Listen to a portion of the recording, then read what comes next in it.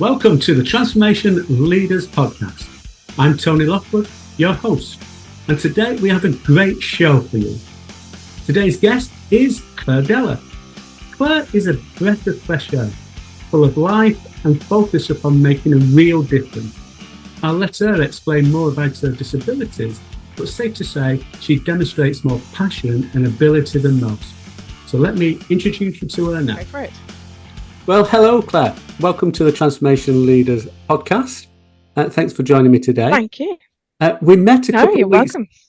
We met a couple of weeks back, didn't we, at the FSP event, when you kindly spoke about the challenges around accessibility that all organisations need to be aware of.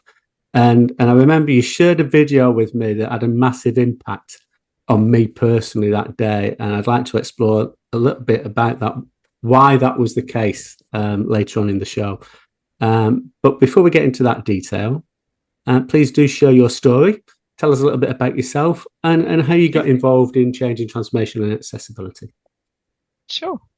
Oh, thanks for having me, Tony. It's great to be here. So, my name is Claire Dellar, and if there's anybody watching who can't see me, I am a woman in my 40s. I'm white. I've got bright pink hair, and what you can't see from the head and shoulders that you get on a video screen is I'm also a wheelchair user, and I'm actually an accessible and inclusive design strategist.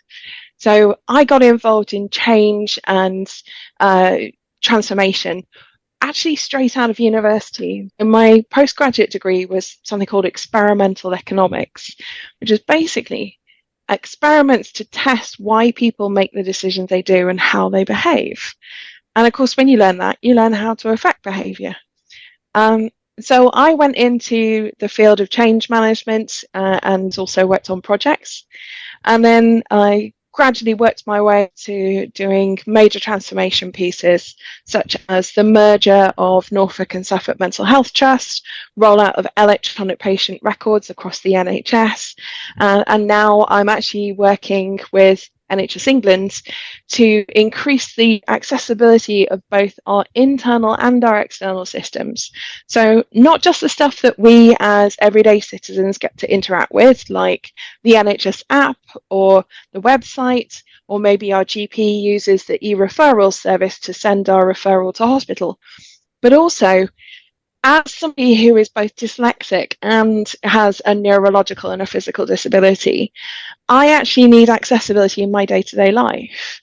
Now, I find it quite ironic that I spend my entire life as a product manager creating products such as the NHS app, GP IT systems, cancer screening systems that are accessible to the people who are using them, accessible to our patients, our citizens, our members of staff. And yet the report that I write about how accessible it is in a format that isn't accessible to me. Yeah, and that was the video that you shared it just smacked me in the face, because that report that you shared is like most program update reports I've seen so many times. And literally, listeners, if I had the opportunity to share this video, it was so insightful, because it just was gobbledygook, wasn't it? When as a person that needed to make use of the technology to read this document, it was impossible to follow the video. And you could actually read the document. It was amazing way of just demonstrating for someone who fortunately doesn't have those challenges that other people do. You know, I used the term immediately afterwards when I was unconsciously incompetent, and by watching that 3-minute video, I suddenly became consciously incompetent. I still haven't gone through I still haven't gone through the process of understanding how to work out and do things better, but at least I know that I need to do, which is the first stage, isn't it? But isn't that the importance of transformational change? That first of all, we become aware that there's an issue, then we investigate how the heck do we fix the issue, then we implement it, find it doesn't work perfectly, adapt it, understand our users, and eventually move to a new state where actually, hopefully, the world is a better place, and certainly a more accessible one to people like me. Absolutely. So we start this podcast off with a standard question, so that we have the context for the rest of the conversation. The question is, how do you define transformation? So transformation is a transition to a new world, a new way of thinking about things, a new reality. So when I get my teams together, I'll often work with the strategic leadership teams in large scale organizations, and I'll be asking them, what's driving you? What's your vision of the future? What's different? Close your eyes, imagine a new world. What does it look like? Who's there? How are they involved? What are they doing? How are they operating? How do they feel about things? What's their emotion? What's their culture? We say, perception trumps reality. And when you can perceive a different environment, I think you can then achieve that environment. But if you are just focused on the here and now, you're never going to be able to transform into that new world. But it's what we're looking for when we're doing transformation projects. And to be honest, I count pretty much everything as a transformation project. People say, oh, you work in technology, you're in STEM. Yeah, I am a woman in tech. But actually, what I'm about is transformation. I'm about a new world. I'm about a world where patients are in charge of their own data. I'm about a world where I, as a wheelchair user, can get away around my hometown freely. I'm about a world where those of us who are neurodiverse, have visual impairment, have sensory impairment, whatever it is that is blocking us from being able to fully participate isn't there anymore. I've often heard it say, why do we build steps and then add a ramp? Why don't we just build the damn ramp? So that's about envisioning that future state that is new and different and feels different, and people's emotions different, as well as their behaviors and the environment that they're doing stuff in. So that's transformation for me. Brilliant. I love it. I love the as you say, some of those examples that you gave there, where you mentioned the steps and the slope previously, and it's like, well, why would you ever put steps in?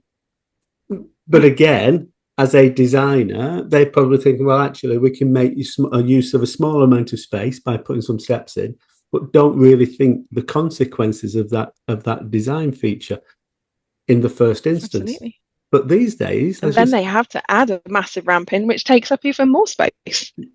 Absolutely. And it's just, as you say, stepping back and putting yourself in the shoes of other people, your users, yes, in the widest possible, and look through their lens, can open up so many different avenues and opportunities in lots and lots of different ways. And we talked about how transformation is that vision of the future and imagining a future and how it feels and looks and how it works. And those architects who still are building steps and then putting a ramp down the side of it, is because they're still anchored in the present, where we still have steps, because steps have been traditionally how we get into buildings or go up slopes in this country and many other countries. And actually, by having the imagination to disassociate from the present and really imagine what it would be like if the world were accessible, then we're able to actually take a completely different view of things. And it changes the whole dynamic of how things work and how people interact with stuff. And so I don't know if you've heard of the social model of disability, Tony. Have you come across that? I haven't, no.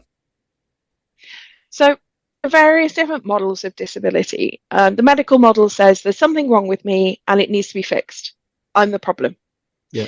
Whereas the social model of disability says that the world isn't set up for people like me. It puts barriers in my way that mean I can't achieve what I'm actually capable of or interact with the world in a way that I'm capable of. And therefore it puts the emphasis on the environment and society to actually look at these barriers. And when you fix things for people like me, you also fix things for everybody else. Take easy read documents, for instance. If you've got a document, I was looking at one the other week, so I was very excited about it. We're actually creating what we think is possibly the first ever guide to creating virtual reality environments that are accessible. Right. And such an exciting topic to be working on. And I put it into something called the Hemingway app, which tells you how complicated the language is. And it came out at reading as postgraduate level. Right.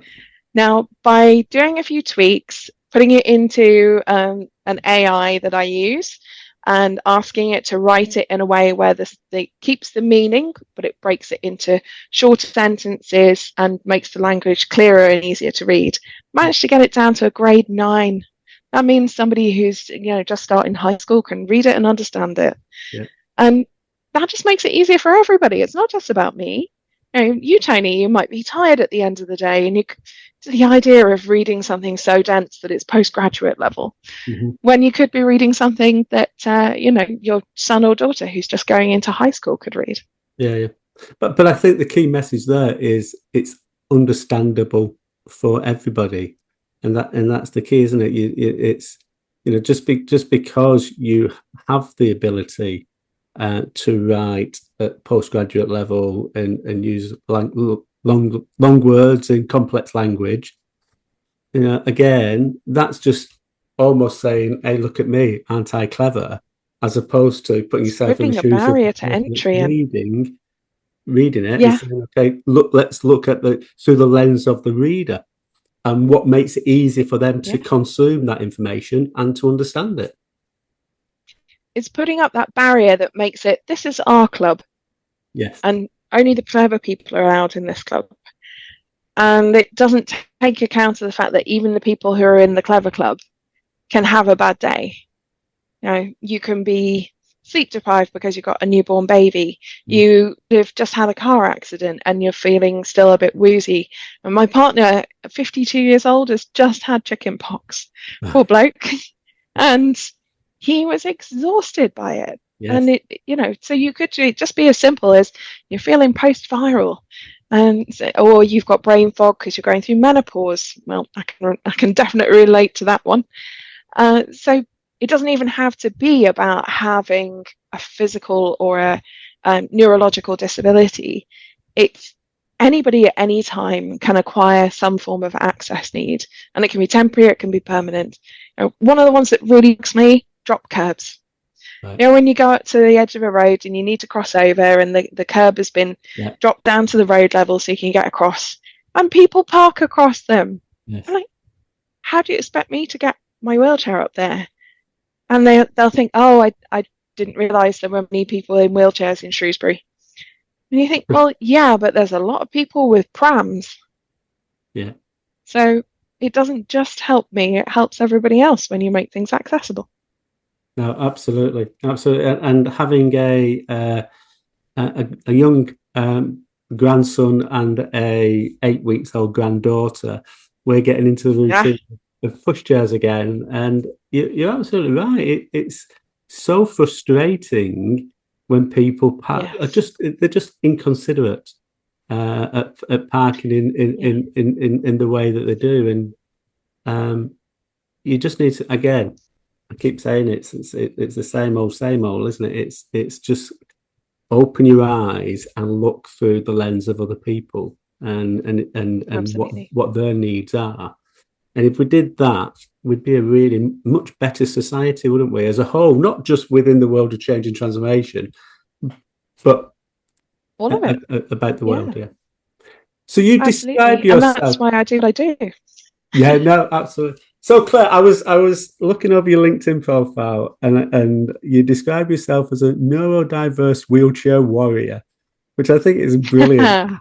So tell me more about the sort of things the challenges that you face on a day-to-day basis when you're working through change and transformation, and then some of the things that you would want the listeners, who are people that are leading change and transformation, to take away and think about and consider how they need to adapt to what they're doing on a day-to-day basis to ensure that people like you can be fully integrated and can understand everything that's going on and have the same impact that the rest of us can. Absolutely. And of course, I trained in benefits management and then in product management. And so I'm going to say thing, but it's very uncomfortable for a woman. You're a white guy, Tony. You're probably feeling very comfortable saying this kind of thing. I'm damn good at what I do. I don't get to spend 100% of my time doing what I'm damn good at doing. Yeah.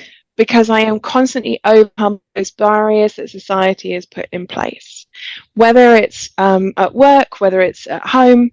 At this very moment, my PA, my executive assistant, who helps me with things like, well, she's my memory, so she reminds me of what I'm doing. She'll keep track of meetings for me. She manages my inbox. She attends meetings and takes notes. She'll brief me before I'm to another meeting. If there's been like a week between meetings, I've usually forgotten everything that was discussed. I can't even remember what I was supposed to do, let alone what anybody else was. So she keeps track of those kind of things. And the other kind of things that she does for me are what I call the disability overhead. And this is why I say I can't spend 100% of my life doing what I'm damn good at. Because I am having to, so say I'm going on a work trip. I'm going down to London next week.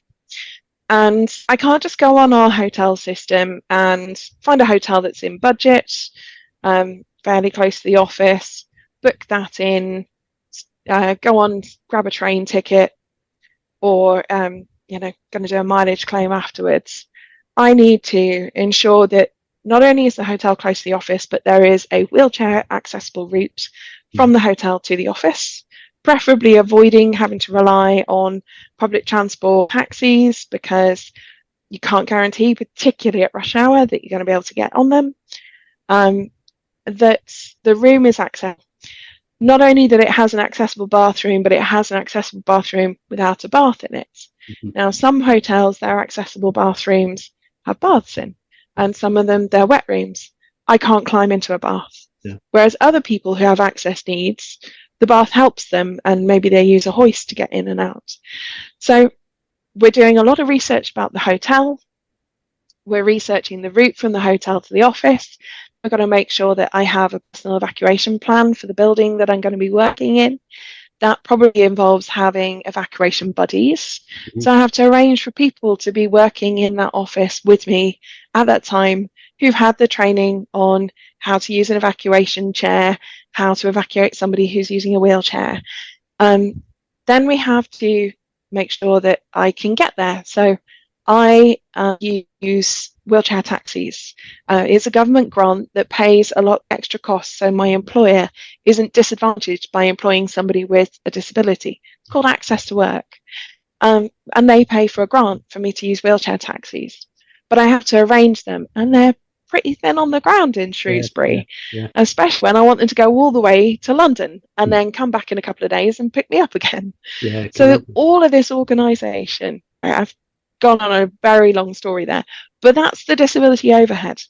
Now, my executive assistant, Eva, absolutely amazing. She has been life-changing for me, because she has freed me from doing all of that and then dealing with the nightmare expensive system afterwards that doesn't work with a screen reader, doesn't work with voice recognition, is really difficult for someone who's neurodiverse to take in. She deals with all of that, and then I can concentrate on doing what I need to do.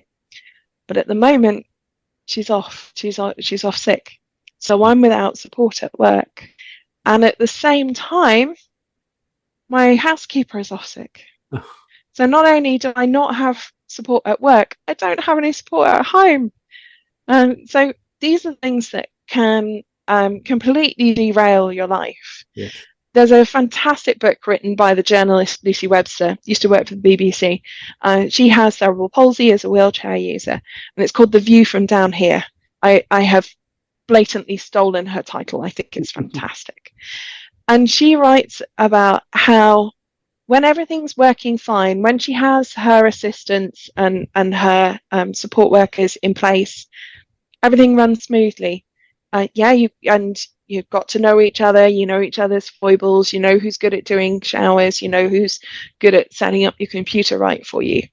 And then it all falls apart when one of them leaves, or one of them needs holiday, or one of them's off sick, and you're phoning round trying to get help and trying to see if you can get people to do extra shifts and calling on friends. And then she talks about, and I so feel this, what it's like to have to finally go, Mum, sorry, I need your help. Yeah.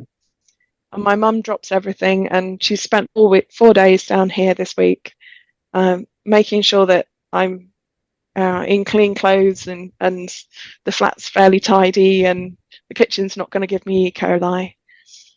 And so, I mean, my network is fantastic. I have a friend who's a chef who batch cooks for me every week. So, because I'm not very safe with knives and I don't have the energy, so he cooks me fantastic food. You know, my mum, my friends will come round. They'll do jobs around the house for me. They'll even do things like maintenance on my wheelchair for me. Yeah. But when that falls apart, when one of them's on holiday or one of them's sick, or it all turns into this huge worry that detracts and distracts me from doing what I'm damn good at, which is product management and accessibility. Yeah. So what do I want transformational leaders to take away from this? I want them to understand that people like me, if society valued people like me as much as they value able-bodied people, then we wouldn't have a disability pay gap, because we would have full employment of everybody who's capable and wants a job. If society valued people like me in the way they value able-bodied neurotypical people, then I wouldn't get stared at in the street, and I wouldn't get abusive rants shouted at me out of car windows, and I wouldn't get people threatening to slash my tires, because they would have grown up around people like me. Yeah. We'd have educated children with special educational needs as far as possible in mainstream schools. So the kids wouldn't be staring at me going, what's that woman doing on wheels? Because their classmates would be people with wheelchairs, or they'd know somebody in another year, or they'd know someone with cerebral palsy, or they'd know somebody with severe learning difference, and it would be normal to them. And if it were normal to them, they would think about people like me. They would consider people like me. It wouldn't be an afterthought. I wrote a blog called Accessibility is a Choice, and I had some very interesting reactions. A lot of people loved it, and there were quite a few people who said, I felt really uncomfortable because I don't feel it was a lack of choice. I just feel I wasn't educated on the topic. And I say, no. The choice happened much earlier. The choice was made by society not to educate you about people like me, not to educate you about accessibility, not to think of anybody other than the majority. So when you as a transformational leader are looking at a project, you're looking for benefits. Benefits are the measurable improvements that are seen as beneficial by a stakeholder. They contribute to your organizational objective. There you go, just quoted the textbook. And those benefits are why we do projects. Yeah. They are the measurable steps, the measurable improvements that go towards that vision of the amazing future where people behave differently and feel differently and work differently and interact differently. And often the value is actually at the margins. So I recently worked on the cancer screening system for cervical cancer. And I was really passionate about making sure that we were actually making the system as accessible as possible to people who are trans, the unhoused community, and the traveller community. Because they are the three groups most likely not to get screened, most likely to then go on to develop a cervical cancer, and then most likely to have a negative outcome from that. Yeah. And there's a whole range of reasons, part of which is communication with them, you know, particularly with the communities that don't have a settled address. But with the trans community, a lot of it is about the ongoing trauma that they face by being medically gaslit and objectified and having people be biased against them every time they interact with the health service. Yeah. There's something called the trans cold. And it's like, whenever somebody who's trans goes to the doctor and they say, "Oh, I've got this skin rash," they'll say, "Oh, it must be your hormones that you're taking, or it must be, it must be because you're using a breast binder or something." And okay, no, it's a contact rash from getting bleach on my skin. It's nothing to do with being trans. Those kinds of ongoing traumas make it very difficult for them to engage with health services. So the benefit of being able to improve access and improve the engagement with the service from the trans community, the unhoused, and the other communities has a massive benefit, even though it's a small number of people, because they're the ones most likely to lose their lives. So it can feel like a big change for a small group, but the value is at the margin. Yeah. You said something at the start of that process there, that discussion, that really hit home, and it's a story it's a story that comes back time and time again. And the point I was referring to is when you were saying that the government has put a lot of elements in place to allow you to be the best person that you can be and do the job that you're really good at. But then they've stopped when it comes to that expense management piece because they've just not thought about it. So it's almost that they've not looked at the end-to-end process, which it happens so many times in organizations. They get the first part of it or the middle part of it really, really good, but the start and the end is dreadful. And because of that, the benefit, you don't get the real benefits that you should get because they've not looked at the whole end-to-end process. I can afford my housekeeper because I have personal independence payments. My first application for personal independence payment took me 4 months to write and was 87 pages long. Right. Because the form is designed for people who have a single condition that has an obvious and steady effect. I've got arthritis, I can't clean, I can't hold a knife and fork, I can't pull my own socks on. It's straightforward.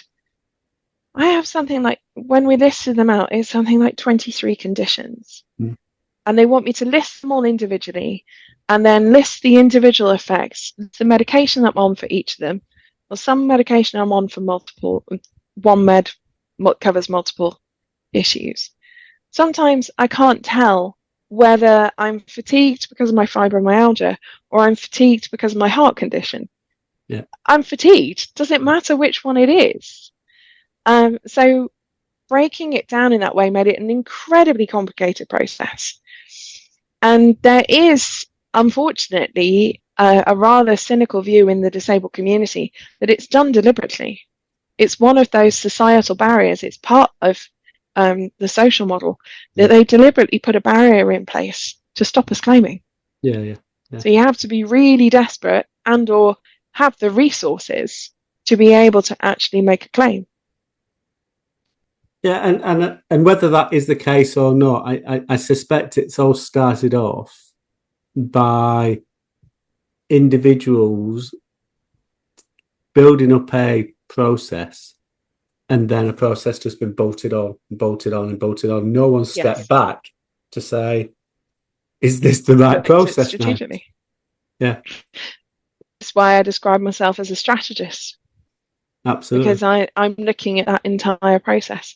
And I'm not into those kinds of conspiracy theories, so I understand why people do feel that way about it and can interpret it that way.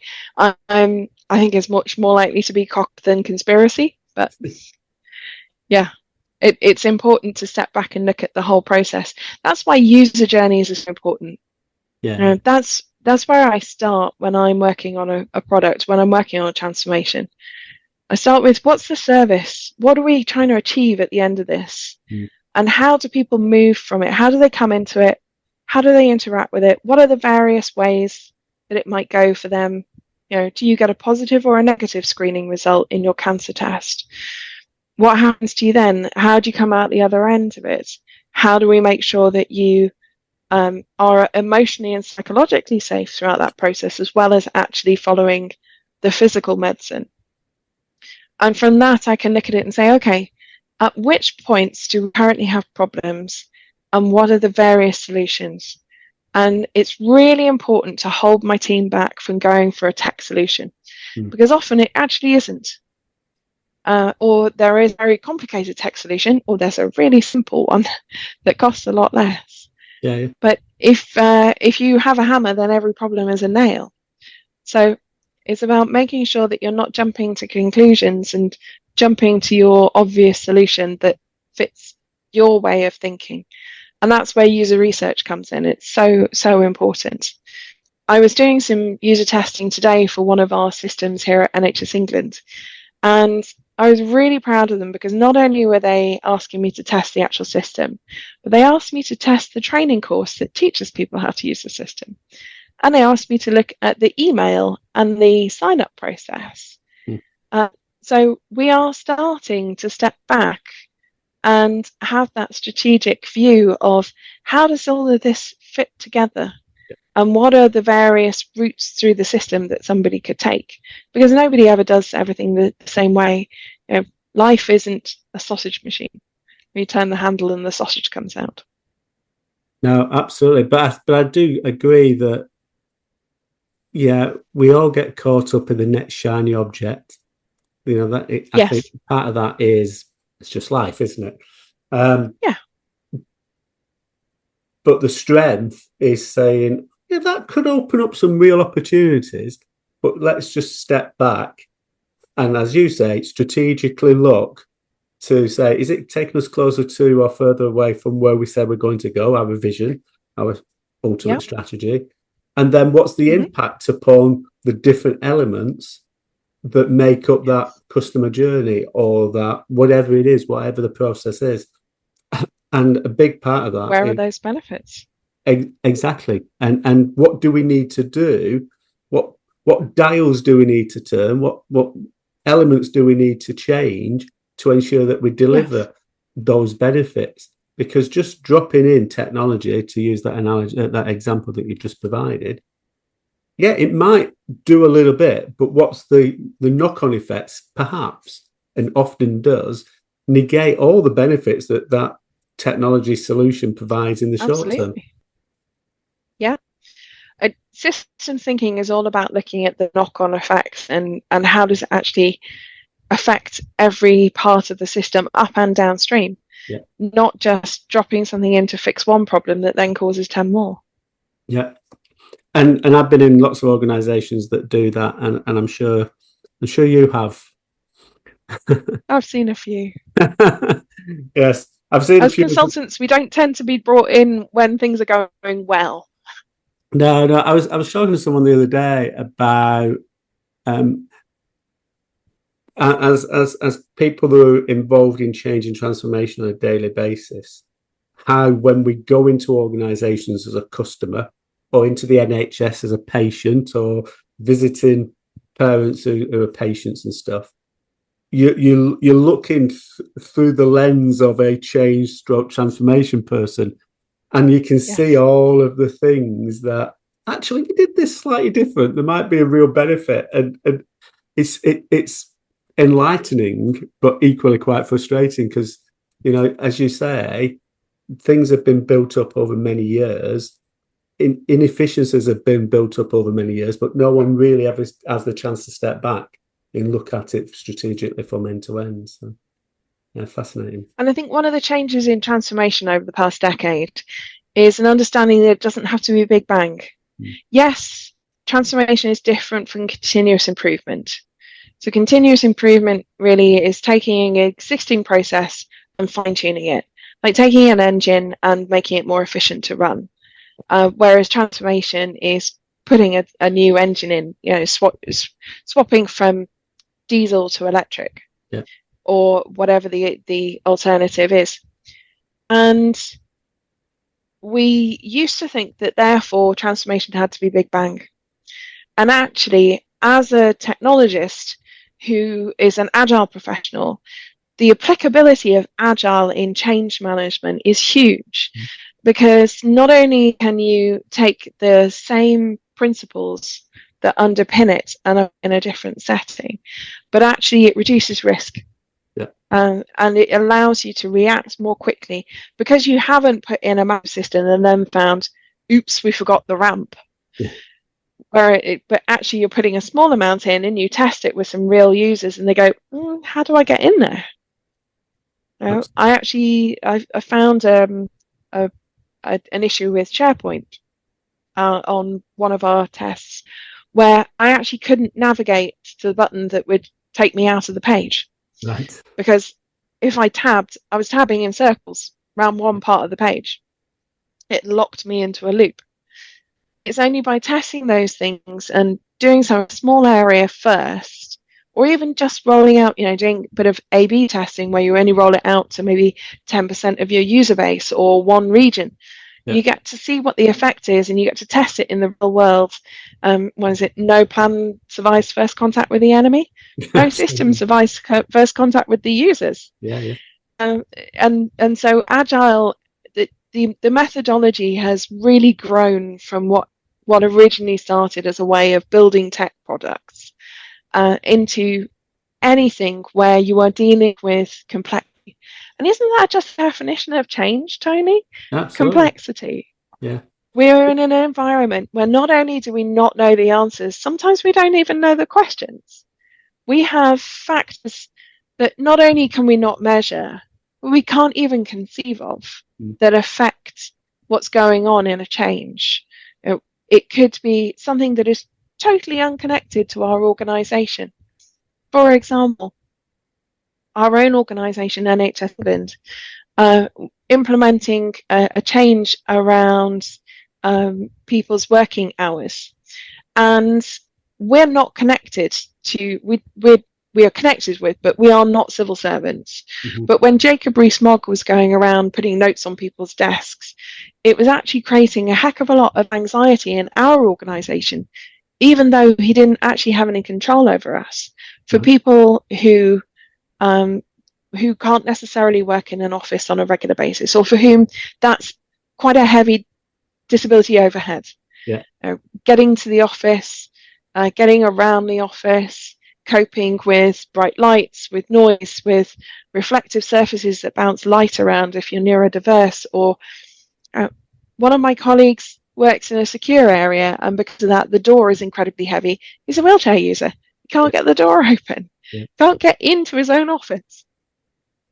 So that complete separate event that was happening, that was unconnected to our organisation, was massively increasing the anxiety of many of the members of the staff ability network on a topic that actually Jacob Rees-Mogg had no influence over our organisation.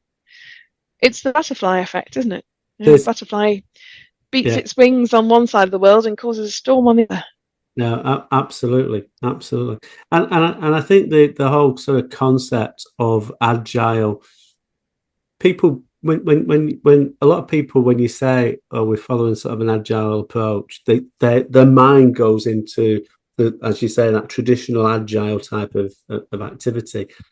But you need to just bring it up. It's about it's about working with agility, and I use the satellite navigation analogy a lot. When you're doing any transformation, you dial in your end point, your North Star, your destination, as clearly as you possibly can. But from where you are to that point, the journey that you'll take is you need to be cognizant of all the things that are going on. Has there been accidents? Has there been issues that's stopping, causing traffic jams? And then having the agility to move your priorities around, move your projects around, just change things as you go through, but still know that you're getting to where you want to get to. That in my mind, that's what being agile is all about. And that is the definition of complexity. It's an environment in which you cannot predict that the input will give you the desired output, because there are unknowns what was it, Donald Rumsfeld? Unknown unknowns. Yes. Like being unconsciously incompetent. Yes. There are those unknown unknowns. You may never actually see the accident that happened 3 roads over, and what you're actually impacted by is the diverted traffic. Yeah. Yeah. Exactly. Yeah. The So knock-on effect. not only do you not have any control over it, but you don't even see it. Yeah. You have to adapt to it. Yeah, and I mean, Agile's principle is to do the minimum incremental work that delivers value. So that if you had to stop at any time, you've still added value with every piece of work you've done. And that means you don't build up these massive, big bang implementations. You make gradual changes. You enter a new policy. You change one form. You see how that form works. Then you apply the accessibility principles you learned from that one to the forms. And even if you had to stop, at least some of the forms are accessible. Yeah. Or you've built part of your system, and you've done so with accessible options such as a screen reader accessible version, or one that allows for BSL translation. Yeah, you might not get all the way through. You might run out of money, but at least that person is being able to get partway through it without having to ask for help. Yeah. One of the things I find so frustrating, and this comes back to the social model, is that the environment and the people around me disable me more than I actually am. Right. Interesting. So they're doing things for me because I'm not capable of doing them myself, not because I couldn't do it if it were designed right, but because they've built it in such a way that it's impossible for me to do. Yeah, yeah. So I'm going to an event in a few weeks' time, and I've had a talk with the organisers. And one of the things they're going to do is make sure that the buffet is laid out on low tables. Yeah. And they're not going to put them like 3 rows deep. Yes. But every plate will be along the edge, which means I can serve my own lunch. Yes. I don't have to have somebody walk around with me filling my plate for me because I can't reach the pasta sauce at the back or whatever it is. No, absolutely. So it's about whether or not society is disabling me. And actually, I want to be doing as much as I can for myself. That's not to say that there isn't a beauty independence. I have grown incredibly close with the friend who comes and cooks for me every week. Mm-hmm. And he says he gets as much out of it as I do, because food is his love language. Yeah. He's one of the best executive chefs in the Midlands. And he gets to spend a couple of hours, no stress, no pressure. There's no client at the end of it demanding perfection. We chat as he's cooking. He then will serve up dinner and we'll have a conversation, and maybe we'll play a bit of music, or we'll discuss the latest politics, or we'll have an argument about the latest thing in the news. Whatever it is. And sometimes we'll invite friends round and they'll join us, and he gets to cook for more of our friends. Yeah. And I get to socialise with more of our friends. And at the same time, that friend might, for instance, just like get my suitcase down for me because I'm travelling next week and my housekeeper is off sick, so she's not around to get my suitcase down. Mm. There is a beauty in dependence, but it can't be at the expense of my self-worth. Okay. And so taking away my ability to do things independently is infantilizing. It's treating me as not a full person. Yeah.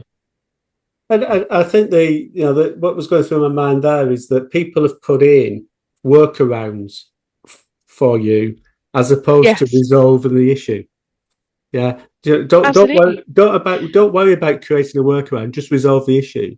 So in that really simple example was just put the food at the front of the table so you can serve yourself. Yep. You don't need to do a workaround. Just think about it and up front and work out what you do. Yeah. Just do it right from the beginning. And you know what? Eva, as much as I love her, and my goodness, we achieved some great stuff together, she is a very expensive, reasonable adjustment. Having an executive assistant isn't cheap. It's costing the government quite a lot in my grant. And actually, instead, if we just made my working environment accessible, yeah, I wouldn't need her, or I wouldn't need her as much. absolutely. You know, if so, a lot of organisations, for instance, have quite legitimate concerns about the safety and security of AI. Mm. So we've been looking at putting Copilot into our organisation. But one of the concerns is that Copilot and other AIs learn from what you put into them. So if they're able to see your commercially sensitive information, or in our case, patient data, Mm. so we never put patient data anywhere near an AI, because the AI is learning from it as much as we're getting out of the AI. Yeah. But if we can find a safe way to put Copilot into those environments where there isn't anything that's particularly risky or insecure, or to create a version of Copilot that sits in isolation and is controlled by us, and therefore we know is GDPR compliant, Mm. I wouldn't need her to make notes of every meeting, because Copilot would transcribe it and would say, oh, and this document was mentioned, and here's the list of actions. Yeah. And therefore it would be enabling me. It would be taking away those barriers that otherwise we have to have a very expensive resource, a human being sat there doing for me. Oh, absolutely. Much as I love her. I said as we had the chat to plan this session that the conversation would just flow. I've just looked up. We've been at it now for just short of an hour, so I know. So I need to bring it to a close. Sure.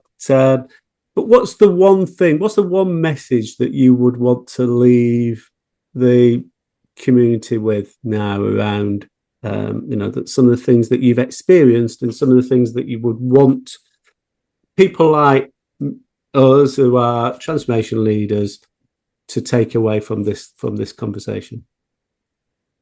I loved that you said at the beginning that I'd made you consciously incompetent, and that was the foundation step that would allow you to become competent. Yeah.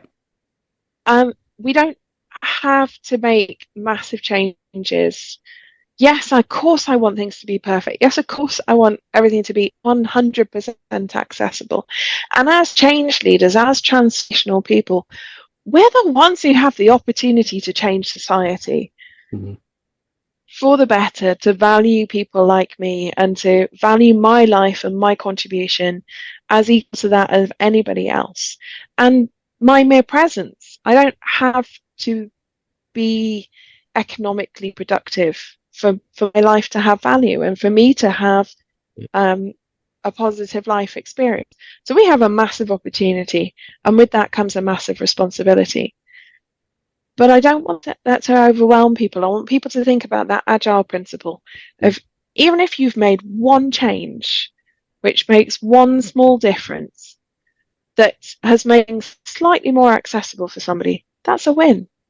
Yeah. So I'd ask people to take away from this the necessity to keep looking, to keep challenging, to keep looking for the next improvement that we can make, and to invest in involving people like me and people with access needs in your research before you build anything or before you change something, but also that you don't have to try to fix all of it at once. Yeah. And I appreciate it, even if all you've done is made one document accessible or one web page. It's an improvement to me. Take the win. Brilliant. And I made a note before I start just to make sure that we cover everything off at the end. And my note, I'll read it out. Claire, what a great discussion. I knew it would be. Hopefully, many more of our listeners have been moved, as I did a week or so ago, from unconsciously incompetent in this area to consciously incompetent. But if we only help one person to make that transition, this show will have been successful. And how apt was that? That's what I'd said. My end point is exactly what you've just said, and we didn't rehearse it at all, did we? There you go. You had your vision of the future, and you weren't you weren't stuck in the past. You weren't stuck in the present. In the present, you were imagining what the future was going to look like, and the future was bright. Absolutely. And this conversation has been very bright. So thank you very much, Claire. And that's not just my hair. It's your outfit as a whole. The content was just amazing. Thank you. I got to 39 and I thought, I've always wanted to dye my hair pink. And I've held back because I thought, oh, as a woman, am I going to be seen as not professional? And then just as I did when it came to disability, I thought, no, my hair isn't what determines if I'm professional. The way I dress isn't what determines whether or not I'm a professional. What determines whether or not I'm a professional is whether I'm damn good at my job. And I am damn good at what I do. Brilliant. So I did it. What a great way to finish. Thank you very much. Hairstyling tips. Great. Brilliant. Claire, I now know why you suggested a 90-minute session. So much valuable stuff shared today. I can't thank you enough for your honesty, your openness, and your insights. As I mentioned at the start, you took me from unconsciously incompetent to consciously incompetent within 90 seconds when I first met you. Hopefully, we've had the same reaction from our listeners today. I'd now like to introduce you to a resource that you'll just have to get hold of. Whether you're a senior executive steering complex transformations or a mid-level manager looking to make a significant impact, the Transformation Leader's body of knowledge is your go-to guide. This comprehensive resource covers best practices, strategies, and tools that will help you navigate change management challenges and drive successful transformation outcomes. Grab a copy and let me know what you think. Thank you for listening to this podcast. We're always interested in hearing from you. What do you find useful from this pod? What do you want us to explore more in future episodes? Please do press the subscribe button. It helps us to reach more people and share the experiences of all my guests. And remember, check out my new book, The Transformation Leader's Body of Knowledge. See you soon.